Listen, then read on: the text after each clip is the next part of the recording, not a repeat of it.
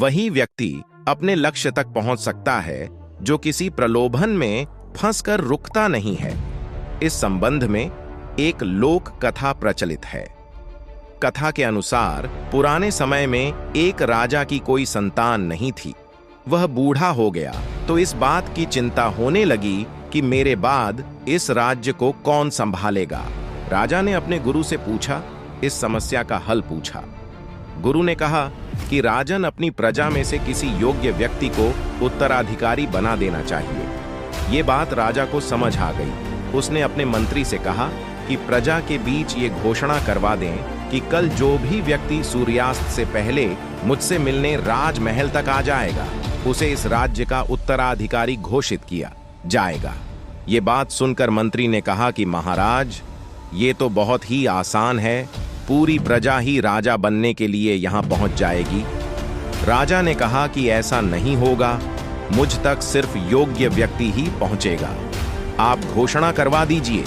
मंत्री ने राजा की आज्ञा का पालन किया और प्रजा तक संदेश पहुंचा दिया। अगले दिन बड़ी संख्या में लोग उत्तराधिकारी बनने के लिए राजमहल की ओर निकल पड़े।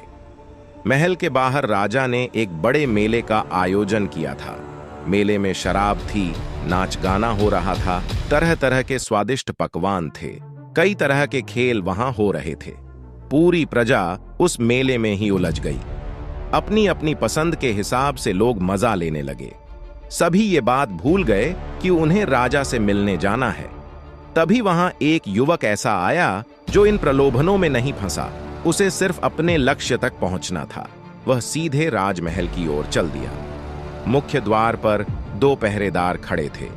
उन्होंने युवक को रोका, लेकिन वह किसी तरह उनसे बचकर राजमहल में प्रवेश कर गया। अंदर पहुंचते ही उसे राजा, मंत्री और उनके मिल गए। राजा ने उस युवक को राज्य का उत्तराधिकारी नियुक्त कर दिया। दोस्तों, वीडियो जरा सा भी पसंद आया हो तो लाइक, सब्सक्राइब और शेयर जरूर करना। और हाँ, कमेंट में बताना कि वीडियो कैसे लगा।